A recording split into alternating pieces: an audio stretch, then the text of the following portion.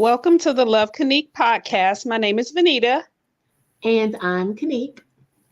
And we are back for another show, guys. We didn't flip roles today. So y'all keep up now. Yes, sure. But thank you for joining us tonight. We are here every Sunday. Oh, I'm sorry, Sunday. Dang, I pushed us all the way to Sunday. Every Wednesday at 6 p.m. usually. Today we're here a little later because we have a guest with us tonight. Yes. So we're here a little later. But again, thank you for joining in. Please subscribe, like, click on the notification bell. Yes. So that we can get thrown into the algorithm. We've been out here about 2 years now. We're trying to get in the algorithm a little bit more. So we appreciate all you guys' support. Absolutely. So tonight we have Lee Allison with us. Hi. And we're going, hey, Lee Allison, how are you tonight? I'm good. Thank you for asking. All right. So we're going to get a little personal with Lee Allison tonight. She has graciously accepted our welcome on the show to give us some insight on things that have transpired in her life and how she grew up and things of that sort. So I guess we'll go ahead and get into it. If you're ready, Lee Allison. Yes, I am. You ready? Okay. Yeah. So I guess the first thing that we would like to know is how were you raised? How'd you grow up? Where'd you grow up? And maybe a little bit of info on your parents and how you were raised? Sure. I was raised in Panama City, Florida, by my mom. And I did have a stepdad who was in and out of the house, but mainly by my mom, of course, and my two brothers. We were all raised together. My mom passed away when I was turning like 14. Wow. Yeah, my oldest brother, he had just recently went into the military when that happened, but that's okay. where I was raised. So with my mom. Okay. And so your father wasn't around, or did you know your father at least? I did not know my father. I remember meeting one of my brothers briefly, like one time growing up, but my father was not in my life. No. Okay. And you said your mom passed at 14. So if you 13, 14, is that correct? I was 14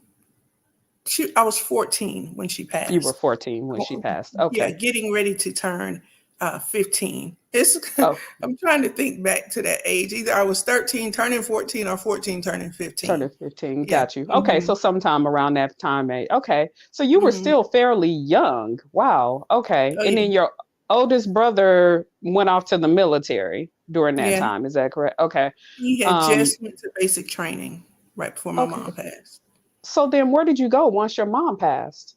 Well, my aunts, they got together and they decided to take me and my brother.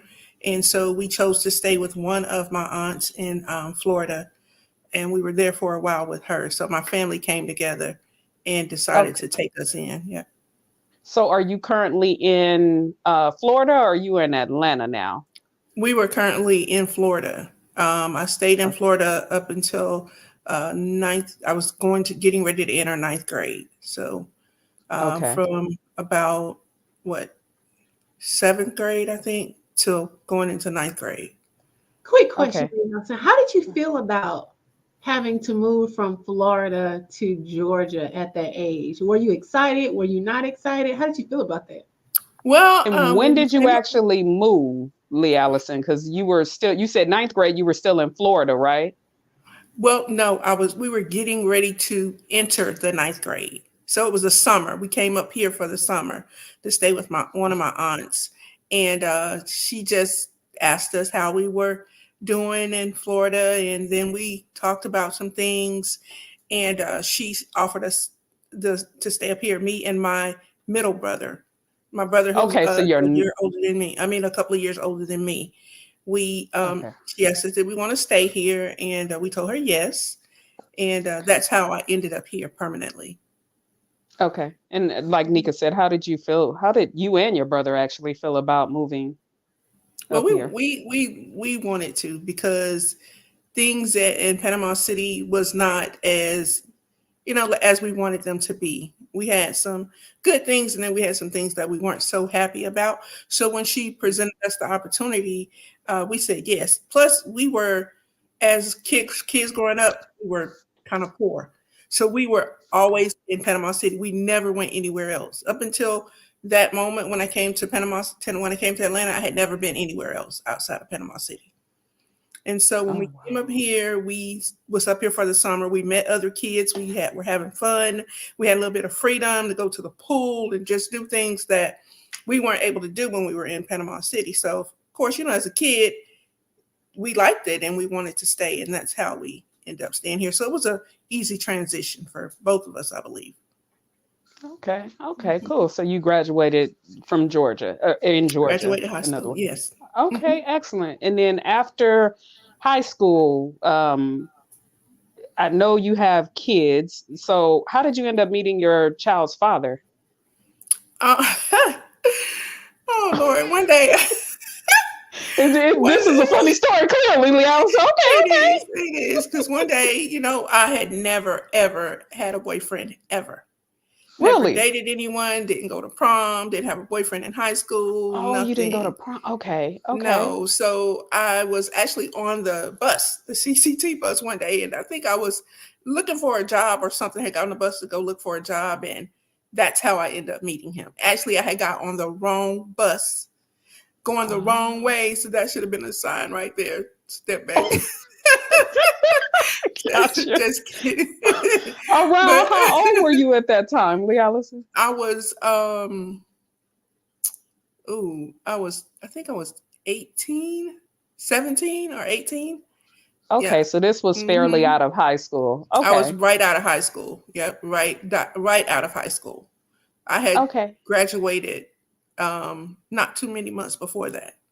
Wow. Okay. And how did it transpire? So you guys met on the bus and what happened? How did you guys get as far as, being in a relationship? We met on the bus, and he was much older than me. I'm going to say that. Met on the bus, and he lied about his age, for one, didn't tell me the truth about his age. And then, we just started, talking and just hanging out. And then it just happened so fast. My aunt, she caught wind of him not being so truthful. And she gave me an ultimatum. She said, either you can stay here and not see him again, or you can leave. And I decided to leave. How much as a young mind? How much older was he? Yeah. 15 years. Oh, wow. Okay. Yes. Yes. Okay. So he was stable in your mind. Is that why you chose to go with him as opposed to staying with your aunt? I was fascinated by something I had never had before. Okay.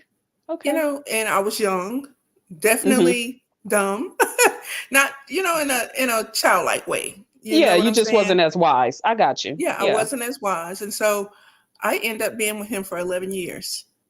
I had all three of my children by him and just stayed there with him. And that's how I end up, that's how I met him. We had good times and we had bad times, but I had three beautiful children out of the relationship, which I can say is good. And I still don't have any regrets. I learned a lot. Like I said, I had three beautiful children, and I have no grudges against him at all. My kids have all three of my children had a relationship with him. Okay. How old were you when you had your first? 19. So it was shortly after pretty much being with him. Oh yeah, most definitely. Okay. After getting with him. Okay. So and how far apart are your kids, just to give a little bit of timeline so that the audience will know? Sure. The first two are 16 months apart. And then the last one was 4 years from the oldest. So 3 years from the middle and 4 years from the oldest one. Okay. And what made you guys separate? What made you leave? I think I grew up a little bit. I got smarter. I got wiser. I thought that I would need him in my life. And honestly, I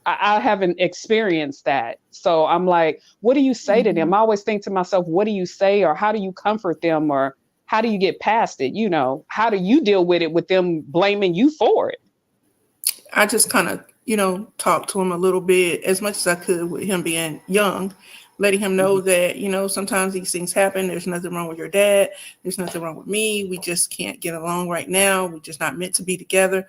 Those type of things, without saying bad things about their father to them, because I wanted them to come to their own conclusion based on him being a father to them, not being in a relationship with me. That's awesome. That's awesome. Because a lot of times they can be bad-mouthed as well. So, wow. Okay. Yeah. So after that, Lee Allison, how long were you single?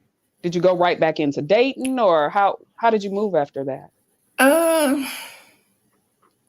It was probably maybe after he was gone from the new home permanently.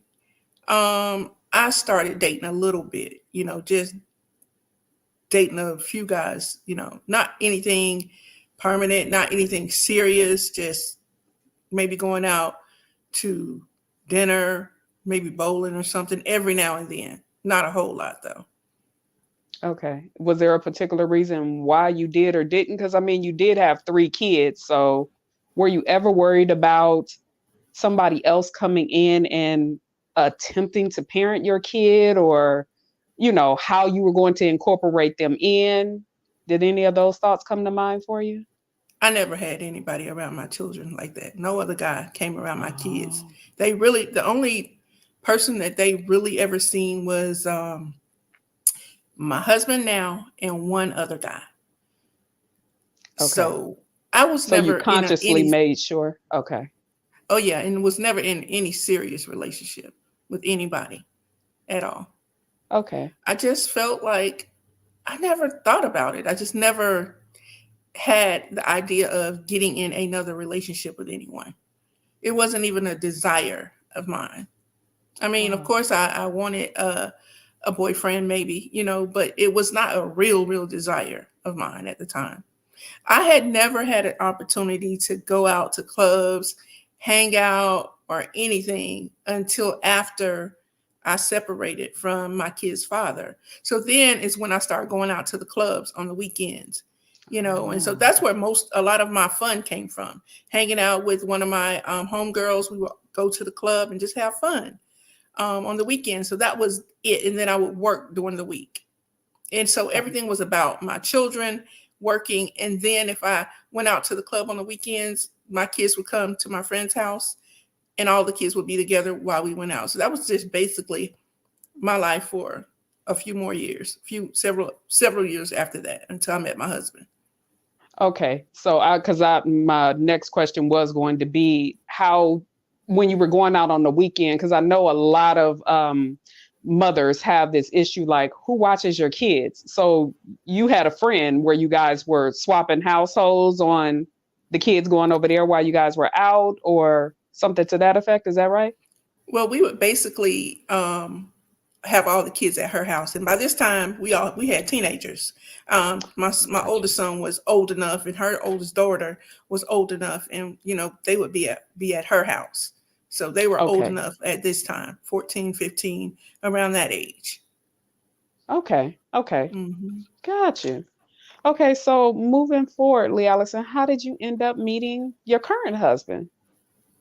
I met him. There wasn't no other husbands between that, right? Before this one? Okay. Not at all. So I met him actually 3 times before we actually started our relationship. Really? First time, yes. The first time I met him at a gas station. I was sitting in the car and my friend went into the liquor store and he was outside of the other store.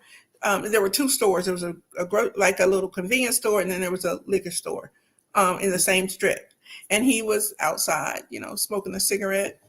And, he came over to the car, which I was reluctant to talk to him, but I did because I was like, Lord, please don't let him come over to my car. I really don't want to talk to him right now. I wasn't even into talking to anybody at the moment, but he did. He came over, cracked my window. We kind of exchanged conversation, exchanged numbers. That was it. We talk about it today, and he says, I remember I called you briefly. We talked, and that was it. We didn't talk anymore. Then okay. I end up meeting him. The same girl who was in the store, she happened to really know him. So the next time I met him was in the club. She introduced me to him, and I shook his hand. He said, "Hey," and then we never realized that we had met before at the store. At this moment, we didn't, and he kind of walked off. And then later on, several months later, I met him again. And then that's when we kind of exchanged numbers again, and we started hanging out, going out together. And then shortly after that, we moved in together. Oh my God. 3 times? I guess God was like, lady, you not getting it. Let me do one more time. You still not getting it. Let me do one more. Okay. And listen, if it's meant for you, it's meant for you, clearly. So that's what's up. Yes, okay. So you said a few months after that, you guys were married, correct? Or not married, but living together. Yeah, we lived together for quite a while before we got married. And I'm trying to think of the timeline of how long it was before. Let's see. We got married in 2018. And we lived together for about 5 years before we got married. Oh, wow. Okay. All right. And with your 3 kids, what made you at this point, Lee Allison, let him move in? Because you hadn't allowed anybody to really meet your kids. Were you worried about that part of it? I wasn't. No, I wasn't worried about it because I don't even know. I can't even tell you why. I guess it was just meant to be, because I did not worry about moving him moving in and him being introduced to my boys. For some reason I didn't. I can't even tell you why. You were Lee Allison, you were your spirit was settled with it. Your spirit was settled with him. It most definitely was. Yeah. For you to allow him to come in, you had to feel like, he was a stand-up guy, and to be good to your children. Yeah. Lee Allison, can you tell us a little bit about Kedrick? My youngest son, his name is Kedrick. Yeah. And yes, he passed away in 2020. And he was on the autism spectrum, but very, very functional, very outgoing, just a wonderful soul. Again, he was my youngest son. How old was he? He was 26, I'm sorry, when he passed away. Okay. Yeah. And he just loved life. He always, I sheltered him a lot because I was afraid that if he got out in the world, something was going to happen. He was going to get taken advantage of. He wasn't ready. But he always wanted to just be free and just go out in the world and live his life. He wanted to learn how to drive. He wanted to do all kinds of things with his life. He worked at Kroger right up the street from my house, and he ended up being hit by a car one day. Can you take us to the day this happened, before you got the call, and take us through what happened? Yeah, I remember that morning. And he would always get up in the morning, and he would always help me take care of his middle brother, Josh, because he was the baby, but he tended to do more than my son Joshua. And he would get up, fix breakfast, and I would hear him going out the door for work. And so this morning, this particular morning, actually it was on a Sunday, and he had volunteered to work this day, and I dropped him off at work, and there's a gas station that sits right in front of the Kroger, and I remember me going, driving up to the gas station, He put $10 in my car for me taking him to work that morning. And, I said, hey, I said, bye, son, love you. And he walked from the gas station over to Kroger's in the same parking lot. Of course, I remember going back home, and throughout the day, my husband, myself, my son Joshua, we went for a walk at the it's a park off of near my home. We went to walk at the park, just normal day, came home, and we were at the park around about between 6 and 7 o'clock, I think. Came back home, everything seemed normal. That night, my husband and I was like, okay, I was like, why don't you go get Kedrick from work tonight? And he's like, I don't feel like it. You go get him. So I said, okay, I'll go pick him up. I went to work to pick him up, and I'm sitting outside waiting on him to come out like I normally do. And normally he'll be right out. And I saw one of the young ladies who worked there, and I said, hey, I said, is Kendrick in there? Because they called him Kendrick. His name is Kedrick. And I said, is Kendrick in there? And then she looked at me, and she just shrugged her shoulders like that. And I was like, why is she acting like that? I never seen that. I was like, that's kind of weird. And but I didn't think anything of it, so another little young girl there.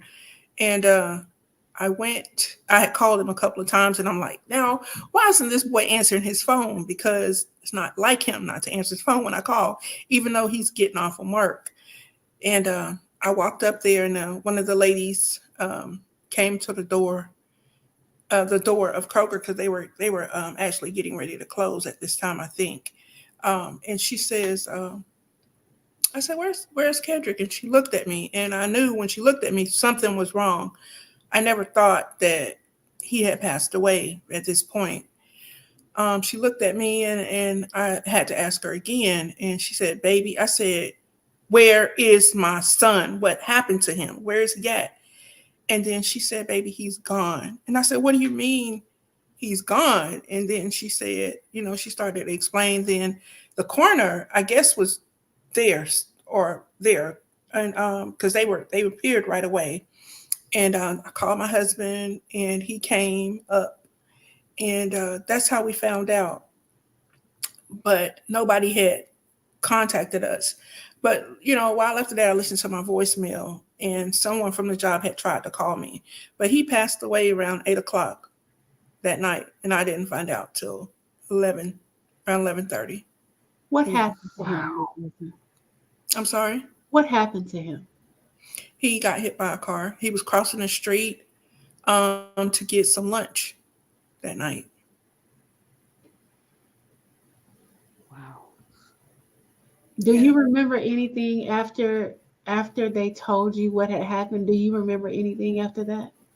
I just remember my husband coming up, and I didn't tell him till he got there. I just said, please come up here, something's happened to Kedrick. And he drove up, and they told him, because I was not in a state to really tell him, and they told him, and he broke down crying. And I remember just going back home, and my husband called a lot of my friends, and he called you too, Kanika, didn't he, right?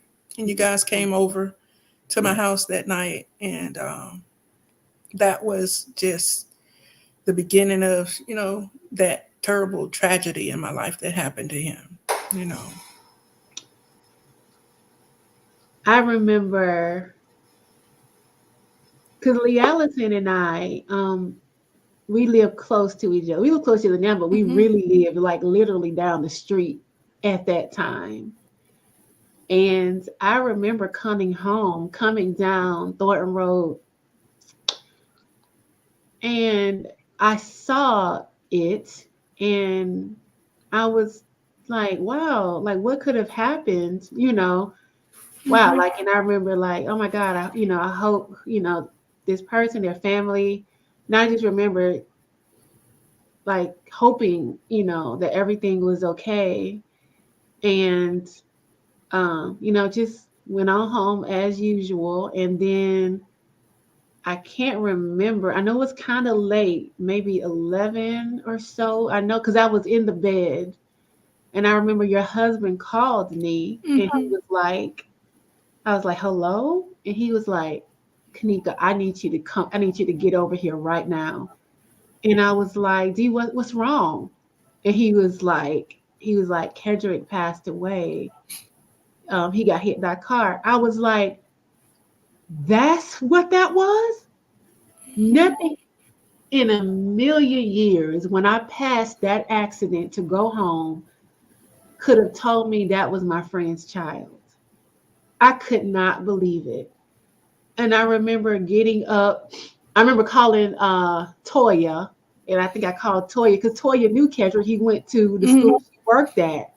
So I Yeah. remember calling Toya. I think I called V2 or text or something like that. And I remember get getting up, coming to your house, and I really had never seen. And I think I told Benita and them this.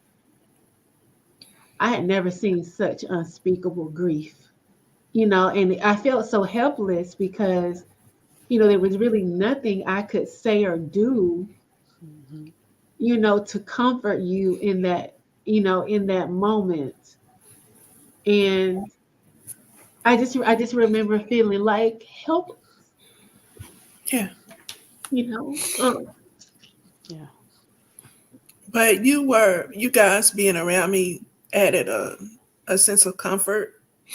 It was like it wasn't real to me. It's like I was going to ask that. I Did it just even saw feel real? him. Okay. Mm-mm. Mm-hmm. I seen him walk out the door, and I remember the last thing I told him was, I love you," and he said, "I love you too, Mom." We had just great relationship. And sometimes he would be angry, so I was like, "Thank you, Lord, that he didn't leave angry. Or I didn't leave fussing at him that day," you know. And so it was like devastating for all of us because Kendrick was a light to everybody. He was like the life of the party and everything. He had just had a birthday in August and he had a party. Every year he would have a party. And we all laughed because he had a lot of girls come because he was just a ladies' man. And it was some girls that we didn't even know, that he had, friendships with and stuff. And as a matter of fact, when he was walking across the street, he was on the phone with his best friend, and she's a Oh. girl. And then he was walking across the street to meet another girl who worked at the Waffle House that he had ordered lunch for. That was his friend, and it's like, yeah. So it was real tough for all of us. Yeah. And it's tough because his little girlfriend, one of his ex-girlfriends, she keeps in contact with me all the time, and she always calls me. She always says, "Hey, my ex-boyfriend, mom," because he had broke up with her by this time. Oh, okay. But she talks to me a lot, and then his best friend always calls me, and she talks to me about things, asks me for advice and stuff. So, and his job, Kroger, was so helpful. They were just, I can't even say. they were whoo, and to this Mm-hmm, day, mm-hmm, every time I go in Kroger and they see me, they always ask about you. yeah, All the women. They're like, "How is Lily?" Tell her I said hello. If she need anything, we here. I could tell they really loved Kendrick. yes, they They did. really did. They did. I can tell, that they're a close knit family, and that's a blessing. That was Mm-hmm. a blessing for him to have them around because I could tell a lot of those women saw him as a child, their son, their Yes, own Yeah. son. yeah. Mhm. So I was up there a couple of weeks ago and they were like, "How's Lily?" Tell her I said hello. And, I told him, I was like, she's taking it day by day. And, Mhm. maybe one day when she, finds the strength, she'll be able to come in here and talk to everybody. But I said she is getting better day by day. Leah, Yeah. so how did this affect your faith in God? Did it shake your faith? Um, this particular situation did not shake my faith. Not this particular situation. Um, did I have feelings of why? it would happen to him, to us, because my son was not bad at all. I mean, he did nothing wrong. Nothing. He was a good son. He wasn't out here doing all types of bad things or anything like that. All he wanted to do was just live an independent life. And I couldn't understand why God chose him. And I would look at his friends and I would see that they're still going on with their lives. People he went to high school with, I would look and I would see them still doing things, and I would just say, why? I did question, and I didn't question God. I would just say, why? Why did you choose him? Why us? Why me? And that's about, the most thing I had when dealing with my relationship with God was those questions. Did you find yourself holding on to your other kids really tightly after that? Oh yeah. Yeah. Like I would. almost like paranoia, like scared for them to Yeah. leave the house and those type of things? Um, my oldest son didn't live with me, but he stayed with me several weeks after this Okay. happened with Kedrick. Joshua was mostly independent. I mean, dependent on me anyway. So it wasn't like a sense of me not letting him go anywhere. I did worry about my oldest son a lot. If he was not in my presence, I Yeah. would call him. If he didn't pick up, I'm ready to go to his house or find out where he is or call his job. So it was a thing where I felt like if I lost contact with him, I would have anxiety. And the same thing with my husband. I didn't want him to go to the store by himself. I didn't want him to do anything outside of, me being present. I felt like if I was there, everything would be okay. But if they left my sight, something could happen. Got you. Okay. So it had you in a paranoid state at that point. So Oh you yeah, for a said long this time. this situation didn't impact your faith in God. Lee Allison, can you tell us your next situation with your next son where it did impact you? Yeah. So um my son, the middle son, his name was Joshua. And Joshua and Kedrick were really close. Like I said, they were really close. They were like, Okay. they did everything here in the home together outside of Kedrick going to work. Kedrick, my youngest son who got hit by the car, would go, talk to him. They would read the Bible together. They would be on the phone with their dad and their stepmom together. They would watch movies together. My youngest son would get up, and when he fixed breakfast in the morning, he would fix Joshua breakfast. He would just make sure, he spent time with Joshua, and they were very close. So when Joshua passed, Kedrick was really sad all the time. I mean, when Kedrick passed, Joshua was really sad all the time. And I think he already used to have seizures. And so he took medications for seizures. He was developmental delayed, but he was still functional also, could do everything by himself. And I just noticed a decline in his morale in life. The only thing he wanted to do was stay in the house. He didn't want to go outside. He always asked me about his brother, always asked me why God decided to take him. He always would say, why weren't y'all there to save him? He would say things like that. So I think it took a toll on him mentally, and then it started to take a toll on him physically. I think we ended up learning that one day he would always get MRIs just because he had seizures. So he would get those on a regular basis.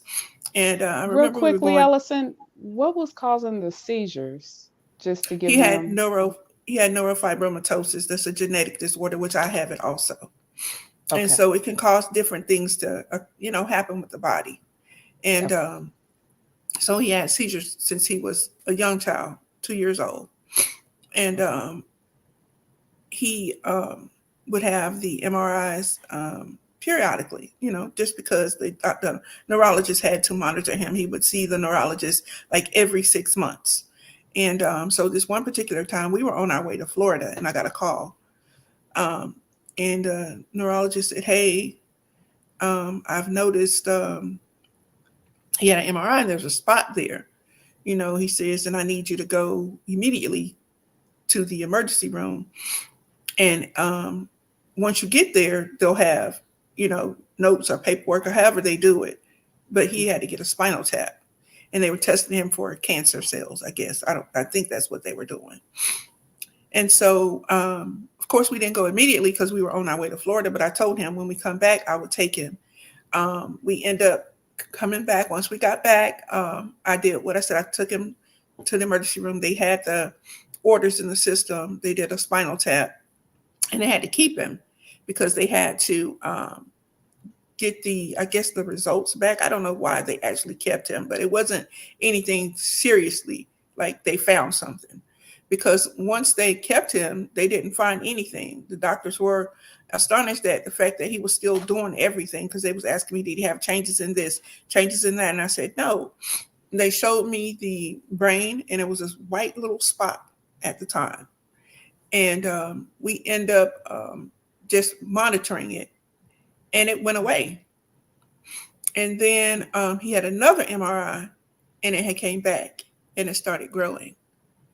And so over the course of time, it started growing and it got, so big that eventually it just caused him pass away from it.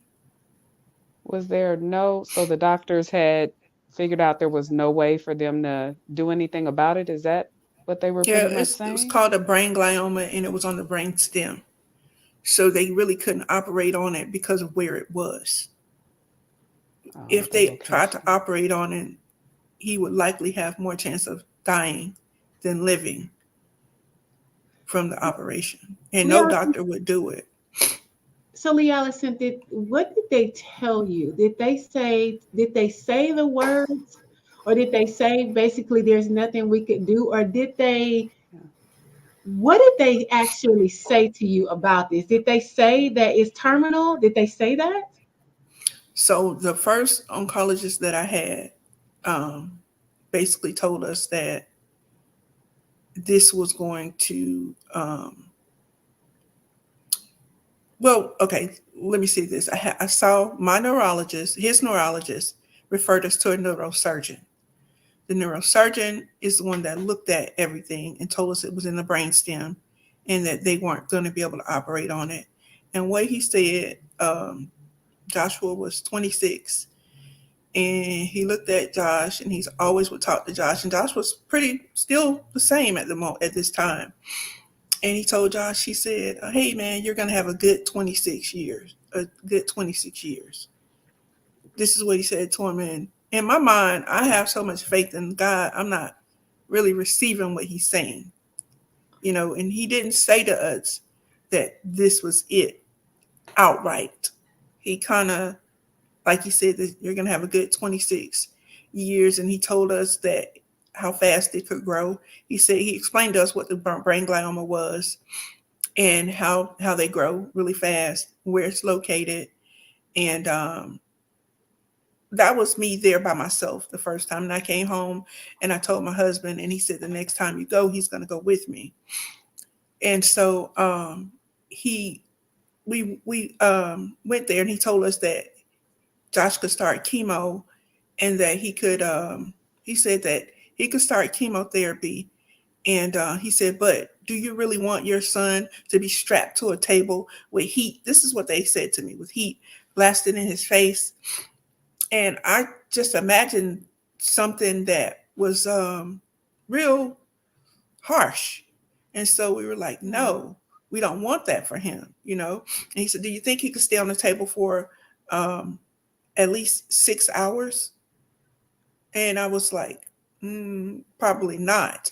So at this moment, I'm still not realizing the severity of it. And I'm still not realizing that maybe I need to, go to someone else and figure out what's going on. So he sent us to an oncologist. And when we went to this oncologist, she basically told us the same thing the neurosurgeon told us. And we still wasn't accepting that. because I thought they weren't trying. My son had Medicaid at the time. I thought maybe it's because he has Medicaid, because we saw some declines in Joshua. He started to not be able to walk really good. He started to be more lethargic. And at this time, he wasn't getting any treatment, radiation, no chemo or anything like that. And so we decided to start calling around different doctors, and we found MD Anderson in Texas.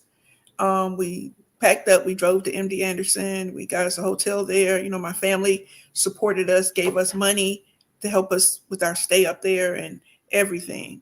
And we went there, went to MD Anderson, and they looked at the x-rays and pretty much told us the same thing that the other doctors, but with much more compassion. We came back to Atlanta. We went back. He had another appointment with the oncologist, and this lady was very upfront, but we still have faith in God. And I'm telling her that, ma'am, I don't believe that this is it. She's like, there's nothing else that we can do. She just make sure he has a good life from this point on, let him eat what he wants to eat, let him do this. And I'm like, she doesn't even want to try. And so by this time I had got him on my insurance at my job. And so we still searching for different things, different ways to help him. And he's still getting into a decline state. Now he's at a point where he can't walk anymore on his own. We have to transport him with a wheelchair. My husband having to carry him up and down the stairs because he can't get down the stairs in our house. And so we end up taking him to Duke University because they were going to no one would do a biopsy or anything on it because of where it was. They just, said that if they tried to do that, it could cause death. And so we finally got in contact with Duke, and one of the top neurosurgeons there in their departments and all, said that they were going to be able to do the biopsy. So we were happy at this point, because at least now we would find out if this brain glioma was cancerous or if it was a neurofibroma growing there that's pressing down on something inside of his body, and how they could treat it going forward. Because up until Duke, he had no radiation, no chemo or anything. So we're starting to feel some type of hope, even though we can see Joshua declining at this point. We get to Duke, we get in, the office, and the man told us that, there's no use in us doing, but very compassionate, very nice. There's no use in us doing the biopsy. We're just going to go ahead and recommend that you start treating it with chemo and radiation. And so he said you could do that here at Duke, or we could send you to Emory in Atlanta. And we were going to stay up there, but financially it wasn't going to work for us. I could work from there because my job I work from home, but my husband couldn't. So we decided just to come back here and get him into Emory. Got him into Emory, and that's when he started having radiation and chemo. But he didn't have, chemo at the hospital. They started him on a chemo pill. And he took it very well, but still couldn't walk. And he still was deteriorating. I could see he went from being able to eat, being able to use the bathroom, from me being his full-time caretaker. So I'm taking care of him, and I'm still working from home at the same time. And then eventually one night he had a bed sore. No matter how much we cared for him and turned him, he was having physical therapy in the home. He was having a nurse come to the home. But they would only be here for an hour or 30 minutes. Most of the care was done by me. And this one night, the bed sore had got so bad that it was draining. And we took him to Emory, where he was being seen by his doctors. So thinking that, his doctors, his radiation doctor is there, his chemo doctor is there. And other doctors are there. His new oncologist now had transferred to a new oncologist at this time within Emory, and his new oncologist is there. So we took him there. They end up admitting him, and he never left the hospital after that. Wow. Yeah. And so I struggled the whole time he was there. I was at the hospital every day. I would come home on Saturday night and end up going back on Sunday. And I spent all of my time there with him. And I was watching him, you know, I was watching him just like, he just couldn't talk anymore. He wasn't talking. Yeah. He was responding at first when we first got him there. I remember they would say, squeeze my hand, and he would squeeze their hand a little, and he would squeeze mine when I walked up. But after a while, he wasn't doing that anymore. And I still didn't want to let him go because I still had so much faith in God that he was going to just turn everything around. Like he was going to come back and be the fun-loving kid that he was to me. You know, he's still a child, even though he was a grown man. Yeah. He loved the Lord. Every picture that you're going to see that I post to him, mostly he's going to have a Bible in his hand. He always prayed. He always liked to watch Christian movies. He was just a good person. And I had so much faith that the Lord was going to bring him back. And I prayed every day. I remember walking outside of the hospital at, towards the night, just walking around praying over his bed. Even the people in the hospital knew. I remember one of the nurses, she was like, you are a Jesus lover, right? She asked me that. And I said, yeah, it's just because they saw that I had so much faith. And even the nurses and the doctors, they would see and talk to me about it. And I just got to a point to where I knew that it was time to let go of him. Can you tell us about that day? Oh, excuse me. I'm sorry. Hold on. Yeah, really.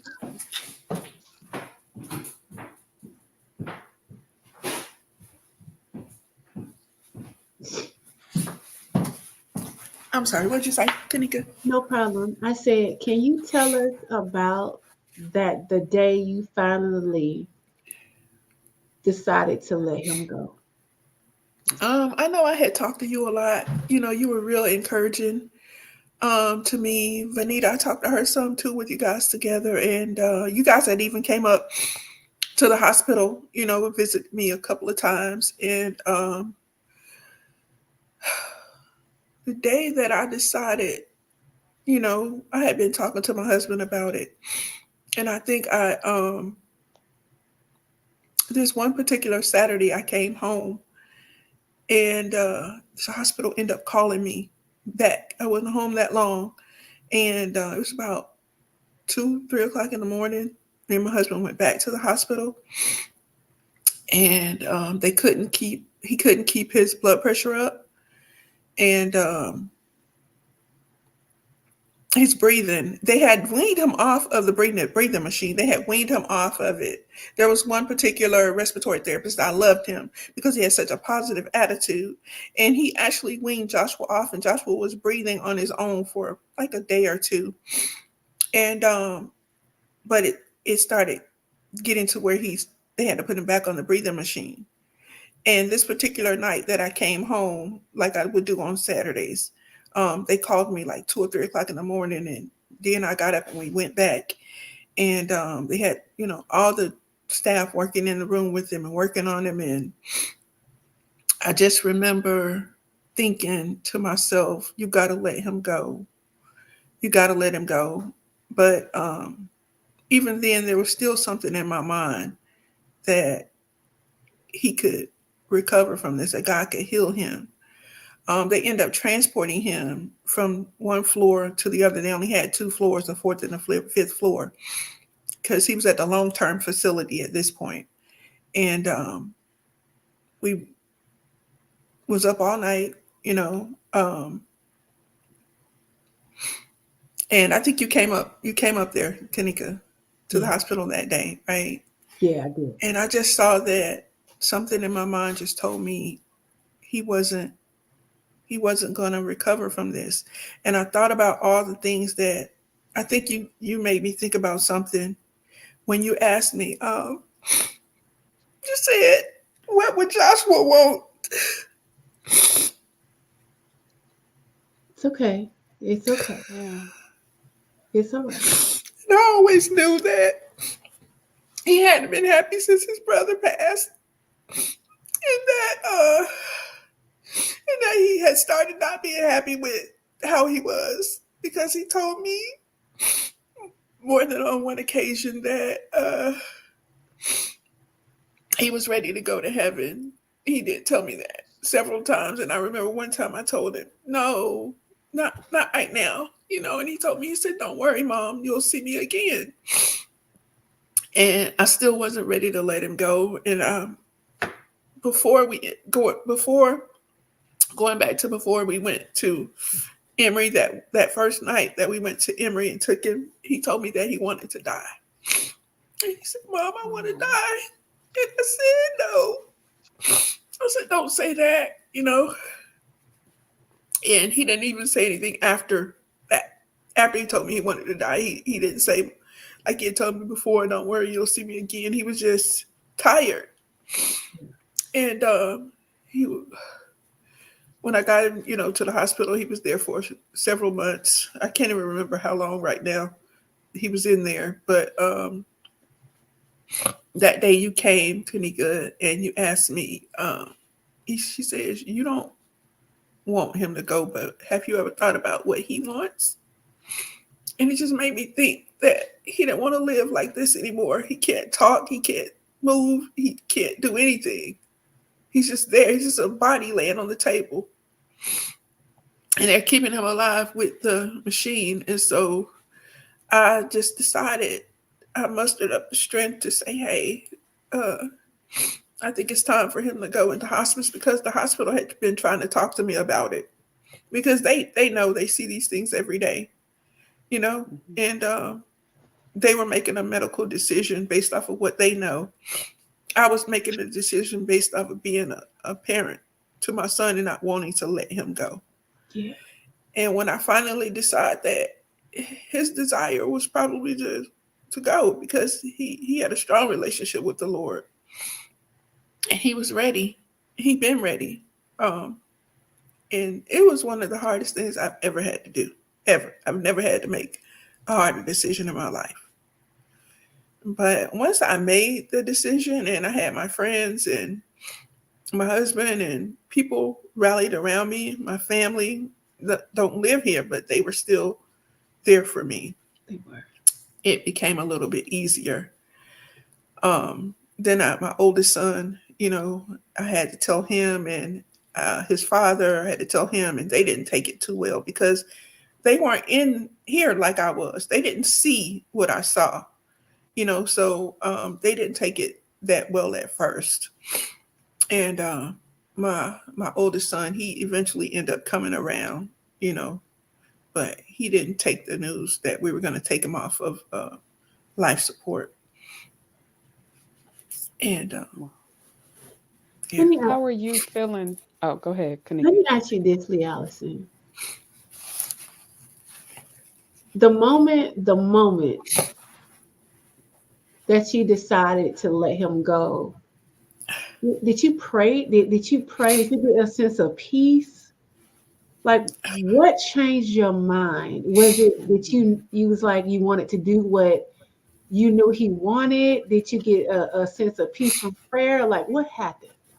I always, for a while, a couple of months, I knew that he was not going to continue to live on this earth. Whether I decided that I wanted to let him go or decided to let him go, but I never had a conversation with the Lord about me letting him go. I just decided to do it because I knew that it was something that I should have probably did a long time ago. Yeah. So it wasn't like a deep thought about it. It was just a decision that I made. I came to um, I had made peace with myself about it, I think, Wow. internally. Okay. After Josh passed, and I know it's, after your loved one passes, particularly if they're, you're close, like the mom or the spouse or whatever, it's such a whirlwind in that week as you prepare to lay them to rest. It's it be hazy and foggy because there's so much going on. But after it's over and everybody goes home, and you realize you have a new reality, what was that like after everybody went home and it was just you, basically you, your husband, and God at this point? Like, how was that for you? What was that process like? Oh, very, very hard to adjust. Like I said, I've always took care of Joshua his whole entire life. So he was like a constant in my life where I felt like empty when he left. With my youngest son, Kedrick, it was very hard and it was a tragic situation, you know. And I think what kept me going when he passed was I had to focus all of my attention on Josh. I didn't have time to grieve like I should have probably did. It hurt really bad, and like I said, it's unspeakable the pain that I went through when I lost Kedrick. But when I lost him, I kind of had to bounce back quick because I had to be that strength for my other sons, Mm-hmm. and especially Joshua because he took it so hard and he didn't know how to process it, but he took it hard.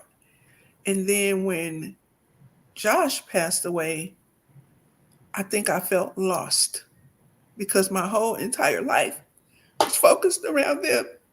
It's okay. It's okay. It's all right. It's like everything I lived for was for them.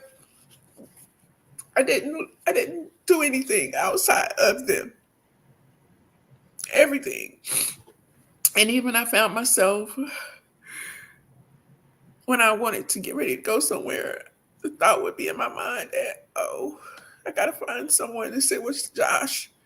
Or I gotta give Josh his medicine because he took medicine since he was 2 every day. And so I had to learn to live for myself instead of living for them.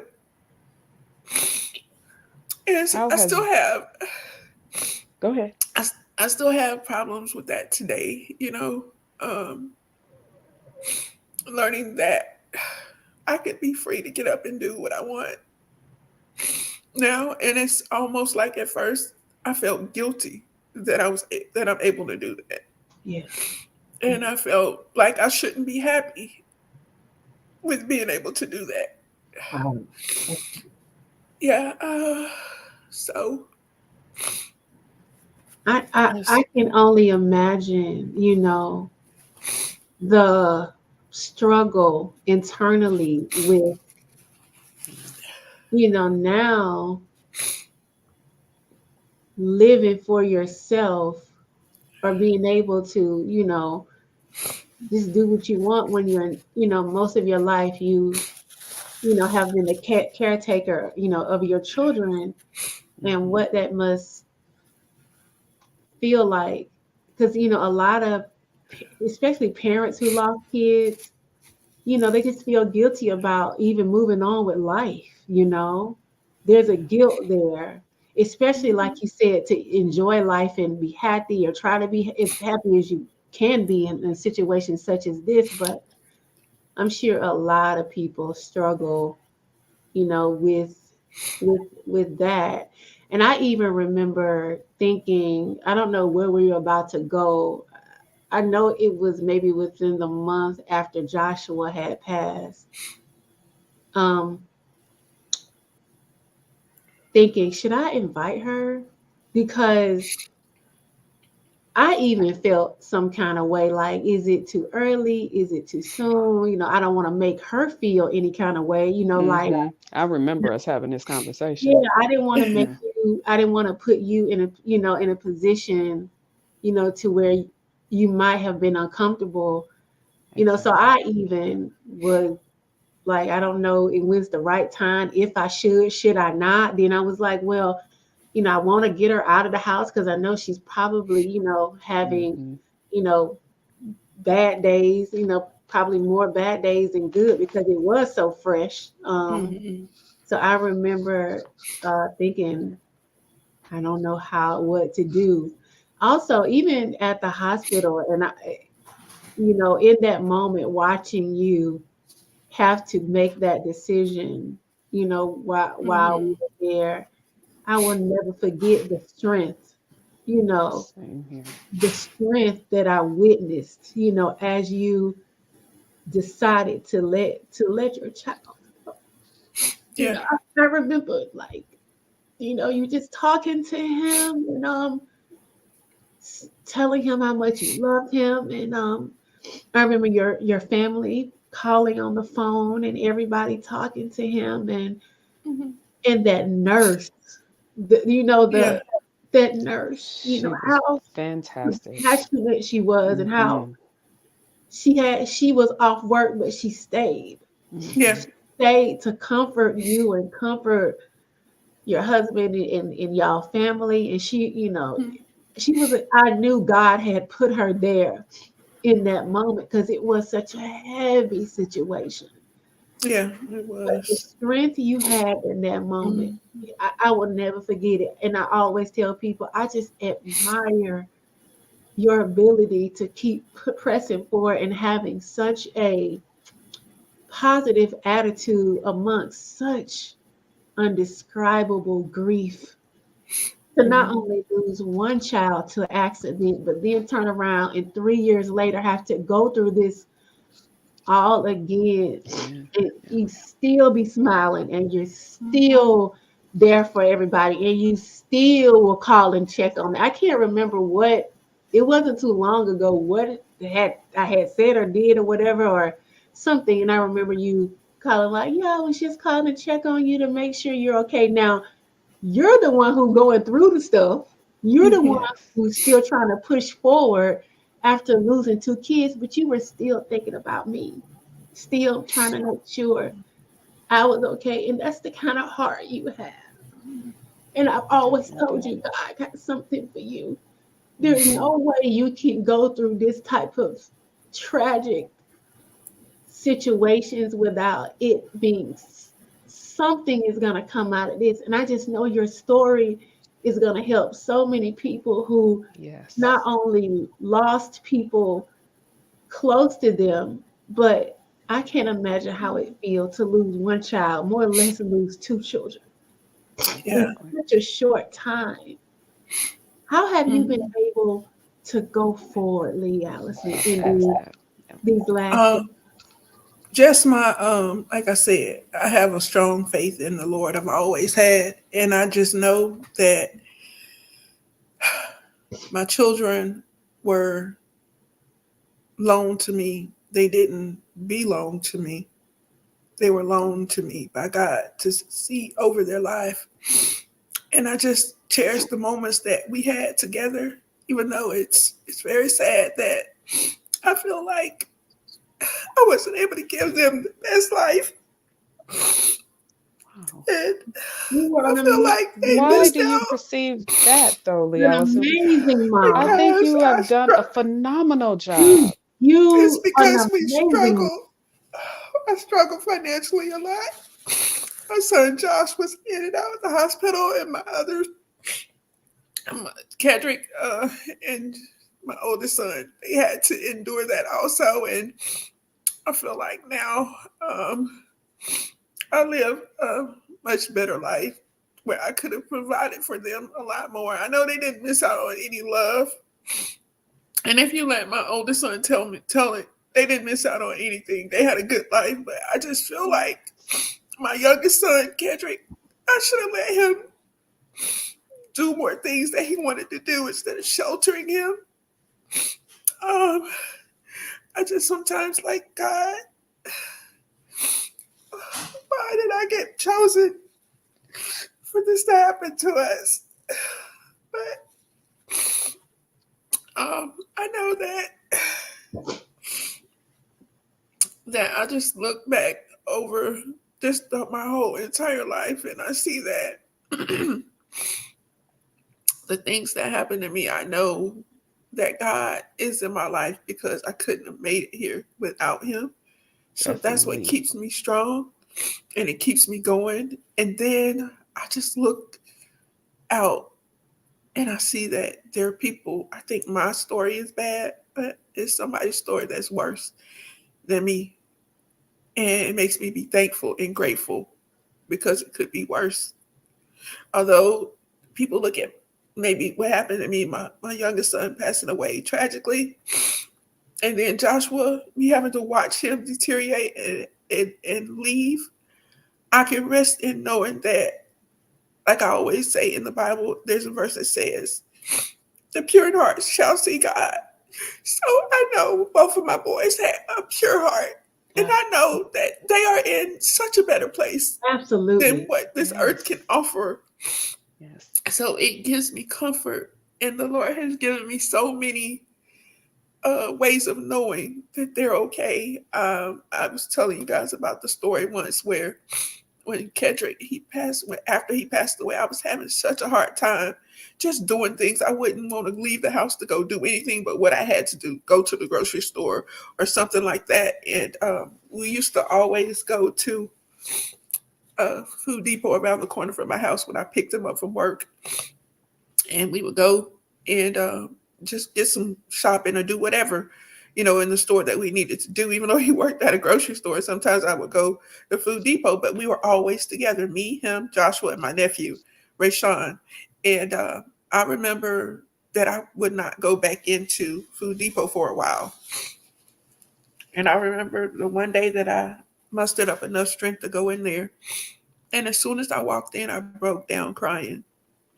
And I have an aunt who lost a son also. And I called her while I was in the store. We were both crying on the phone. And she's a God-fearing woman. She believes in the Lord. And we prayed together. And it just added a sense of comfort to me. And I left out of there. And that was one thing that part of my healing process after he passed. That was something that gave me strength, that added strength to the cup that I felt was empty at the time. And I remember one other time, and I was going to get my decal for my car, and I was just going to go to Kroger because they have the little decal, they have the little kiosk, and it was not the Kroger he worked at, but one that's around the corner from my house. And I had my nephew and my son Joshua in the car at the time, and they hadn't ate lunch, and I was like, having a real hard time. And I said, Lord, I'm having such a hard time. I wish you would just send me some type of comfort, and only comfort that could come from you.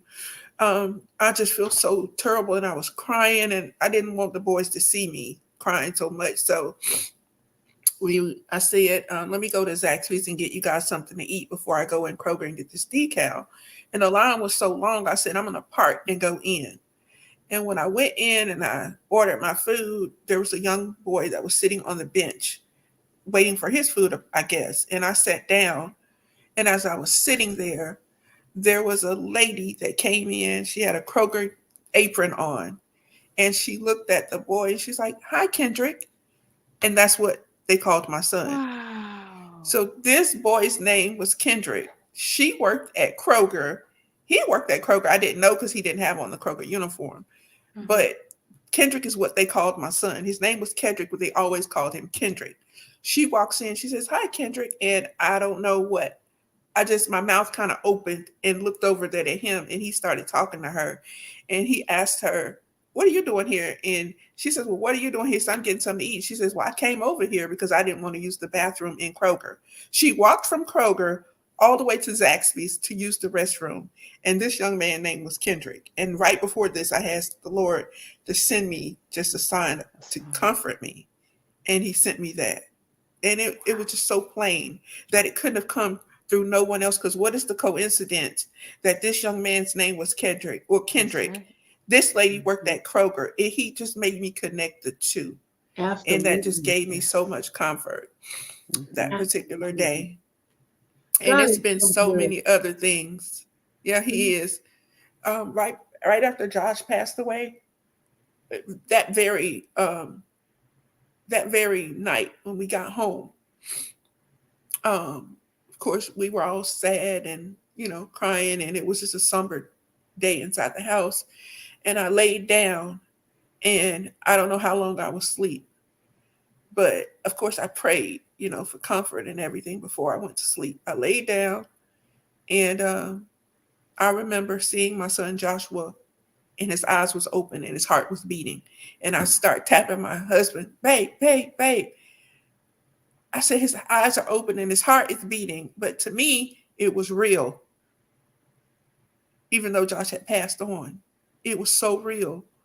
And my husband woke up. I woke up, and I don't know. I can't remember exactly. We probably just kind of comforted each other or whatever. But to me, it gave me a sense that Joshua is gone from this physical body, but his spirit is alive, and now he can see. His eyes are open. He can breathe. And when he was laying in the bed, his eyes were closed. He couldn't breathe on his own. So that was another sense of comfort for me. And those are things that that keeps me going. Just signs from I know are straight from God, because it can't be from anyone else. Absolutely. And then, I'm a part of a group of parents who've lost their children. Mm-hmm. And at first, when it happens to you, you feel like you are the only one. Like I asked, why God, me? Why?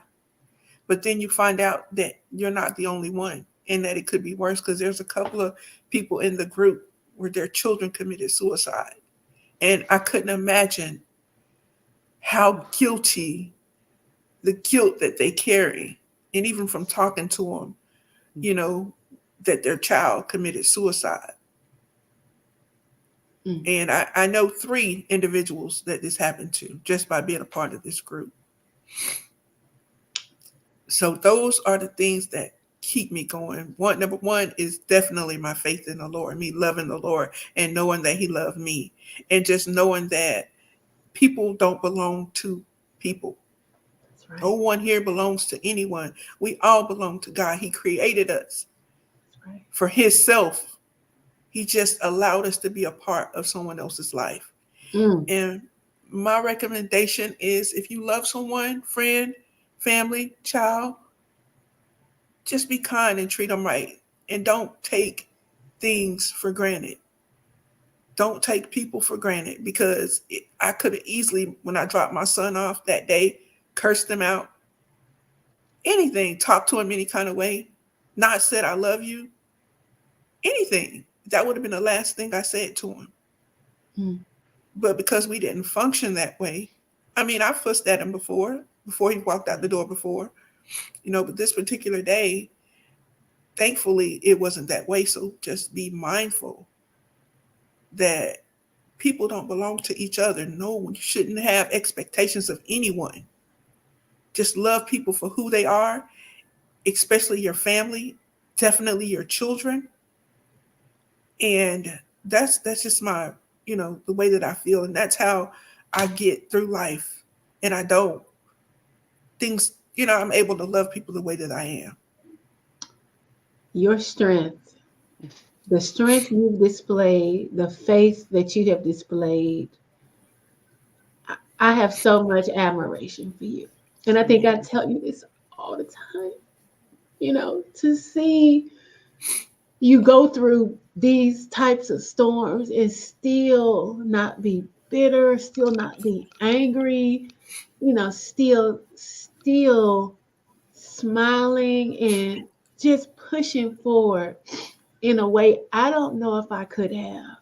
I just admire the woman that you are. And like I said, God has something for you. There's no way that this testimony is not going to be able to help probably hundreds, thousands, who knows, millions of people who don't know how to go on, just losing one family member or friend, or so to lose two in such a short amount of time and still stay faithful and still smiling, still laughing.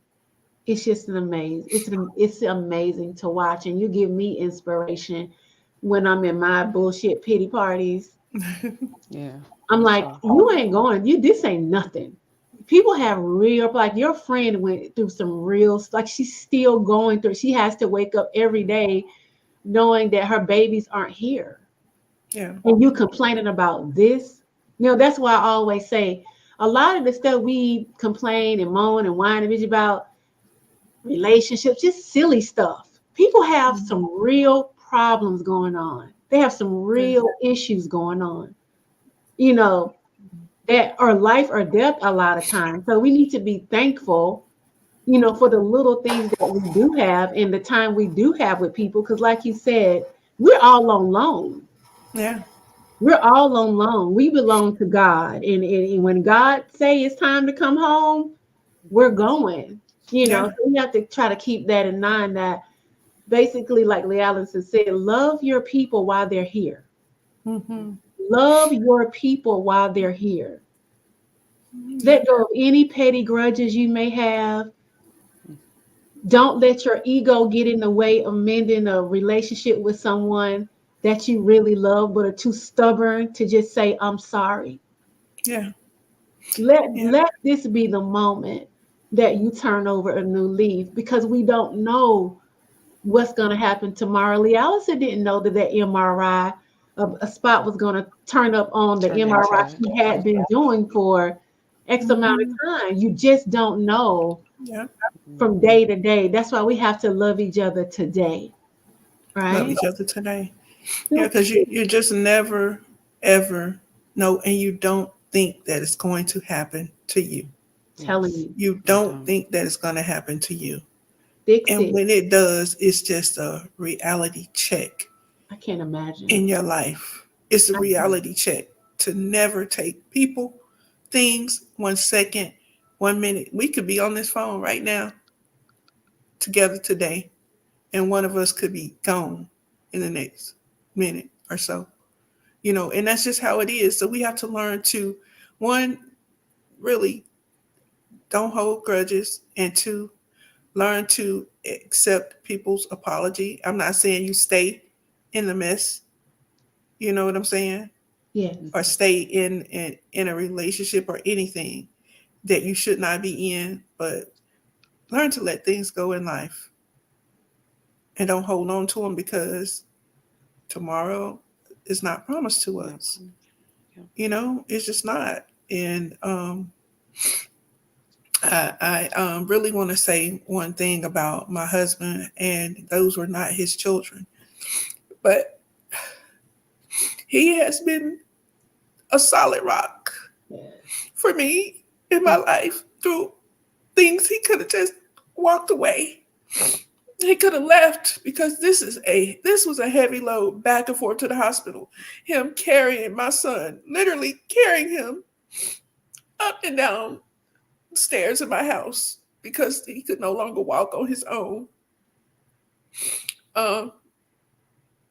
Going to the doctor's appointments with me every morning for radiation. We had to be there at 7:00 in the morning. And anybody know Atlanta traffic, we would have to leave early just to get there on time. But he would get up, get ready, carry Josh down. We would get to the appointments. He went to every single appointment with me. Except for one, I think one he didn't go to, but almost every single appointment. Comforting me, holding in his emotions, comforting my oldest son, just a tremendous stand-up person. Mm-hmm. And I just wanted to express the love that I have for him for that, because he could have walked away a long time ago, but he didn't. Dee's a great man. He is. And, I saw him in both situations hold it together for you. You Mm-hmm. know, even though I could see in his eyes just so, sadness and really wanting to break down, Mm-hmm. he was holding it. He held it together for you. And that's such a blessing to have that type of man in Mm-hmm. your life. Because like Yes. you Mhm. said, those weren't his kids, but he stood by you. That's what real partnership is about. You Mm-hmm. stand beside each other through the good times, the bad times, the ups and downs, in storms such as this. This is when you see who really on your team. When you're Mm-hmm. Mhm. It going through stuff is. like this, you Mm-hmm. see who really on your team for real. Mhm. Yeah, you do. You do. So I commend him. I always, I tell you, and it's ain't nobody, that ain't something a lot He of men loves would you. do, Lee Allison. Mm-mm. I know, Mm-hmm. not at all. Not Yeah, at all. Yes. that's a blessing to have.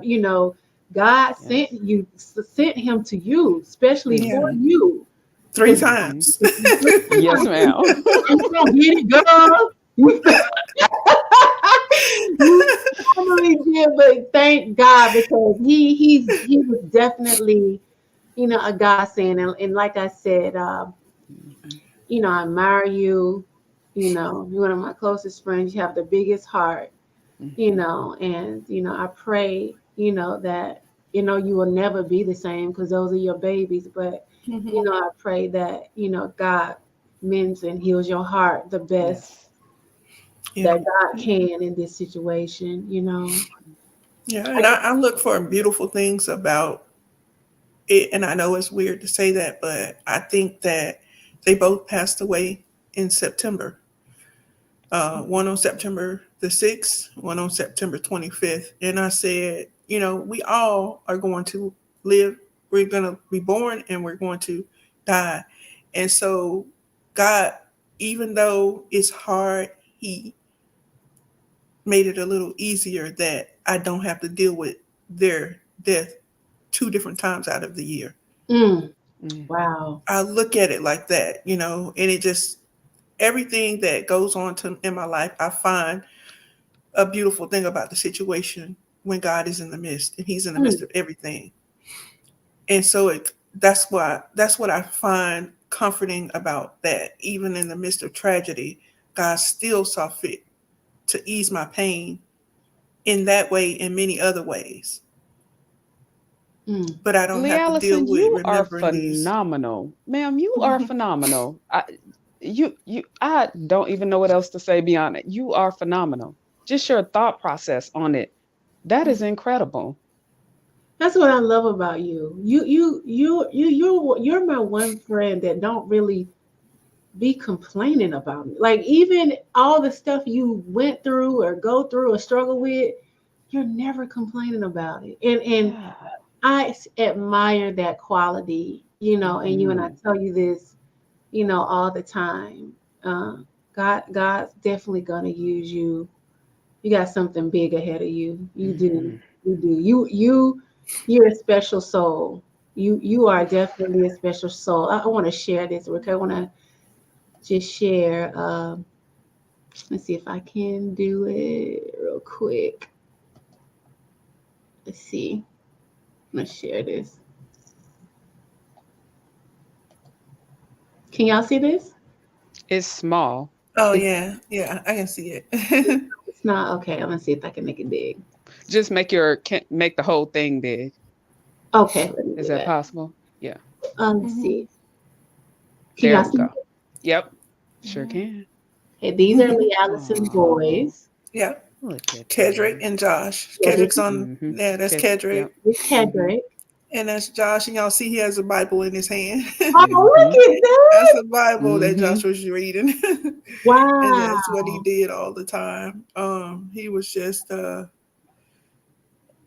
very wonderful kid at the God's own heart. I mean that's what he was. He had a at the camp he went to, a day camp he went to. They had a thing where they had to stand up and present something in front of the other children and the staff, and he got up and talked about Jesus and going to heaven and being nice to everyone. That was his thing. That's what he would always do with everybody. And And it was just they were great kids. I remember at church, he always wanted to work in the church, and he would always ask the pastor, because the pastor would stand out and greet everybody going out sometimes, and he would go up to the pastor. That would be his thing. He'd start smiling and want to shake his hand, and he told the pastor that he wanted to work in the church. And then the next time he would go and tell him, and he says, I'll work for free, you don't have to pay me. And then the pastor said, what do you want to do? He says, wherever you need me. And so I let him join the greeting team. It's the hospitality team, and we would greet on Saturdays, the first Saturday of every month. He would stand at the door and just open the door and just greet everybody or hold the sign. And so that was something that he wanted to do. He just wanted to be a part of God's kingdom. That's what he wanted to do. And that was his joy. That was his joy. And Kedrick's joy was the ladies, and wanted to be on his own and have fun. That was his thing. Toy told me. He was a school ladies man. Oh yeah, that's what he was. Let me show y'all another picture, a clearer picture of Kendrick, because he's kind of cut off. So this is him. That's my oldest son right there. Kendrick is in the middle. That's my oldest son. Yeah, Kendrick that's is right. in the middle. Right here. They look so much alike. Yeah, they almost look like twins. Everybody get them mixed up, but they're 4 years apart. Wow. Yeah, and then Josh on the right there with the shirt, he's volunteering at church. That's what that church is. We were volunteering at a back to school drive. Okay. Yeah, that's why it says here to help. Yeah. And then there's all these pictures. Look at them. Yeah, me and Kedrick are in the center. We had just went to vote that day. And then over to the left over there, if you move it, well, to my left, that's my oldest son. He's still alive. And then Josh over to the right. Okay. Right there. Yeah. Wow. Those are my babies. Yeah. And I wanted to also mention that during the course of Joshua and my husband having to carry him up and down the stairs, one of the church members called to check on me one day. And I just said, we haven't been to church in a while. Josh is raring to get back there, because they would get mad at me if we didn't go to church. They would get mad. So I said, he wants to hurry to come back, but my husband has to carry him up and down the stairs. So a few days after I mentioned that to her, she called me and told me that they had talked to our pastor about it. And our church is not small. It's not huge, but it's not small. She said that we talked to the pastor about it, and he wants to put a stair lift in your house.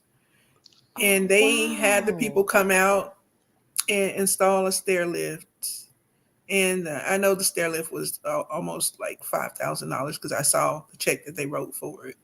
And I just want to say, sometimes people think, why do people give money to church or pastors or whatever? But my church, Linked Up, really supports the community. And I want to say thank you to them for doing that, because they didn't have to do that.